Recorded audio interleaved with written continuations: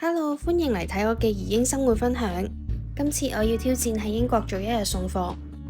一朝早我就要嚟到呢個貨倉上課啦。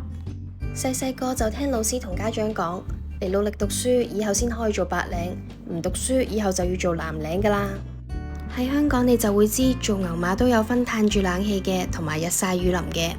即係好似嗰啲和牛，雖然最後都係俾人食，但係生活會過得舒服啲，個價亦都賣得高啲。但係嚟到英國，顛覆你想象嘅就係啲和牛同普通牛竟然係賣緊差唔多價錢。做藍領嘅最低工資都有成過百蚊一個鐘，而讀咁多書就係為咗大個有得嘆冷氣嘅牛馬。唔好意思，其實英國好少開冷氣。呢車就係今日要送嘅貨啦，準備嚟送我嘅第一單啦。但係等極都冇人嚟開門。其實呢個情況係好常見嘅，只不過平時我係做冇人開門嗰邊，而家角色調轉咗啫。其實送貨個 app 係有一堆建議可以擺低你件貨嘅地方，只要你將件貨擺喺啲合理嘅地方，唔好擺啲咩垃圾桶啊，跟住影翻張相俾佢就得噶啦。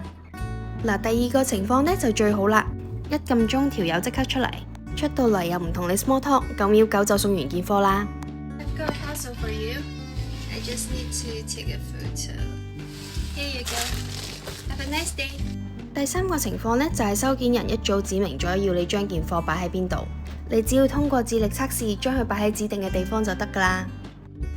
其實真係超級簡單，不過都有啲尷尬嘅時候。你睇下呢個紙巾，我都唔知點送，點同佢講。我收到嘅時候已經係咁嚇，大家寄呢啲真係要小心包裝，已經穿晒窿咯。睇下佢啲紙巾係。好彩佢屋企冇人，我唔需要同佢解釋，唔係我偷咗佢啲紙巾嚟抿屎。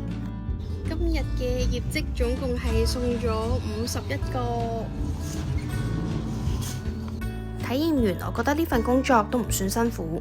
做呢個送貨嘅時薪大概係100蚊港紙一個鐘啦，唔知大家又覺得做唔做得過呢？記得 follow 我睇更多嘅移英生活分享，下次再見，拜拜。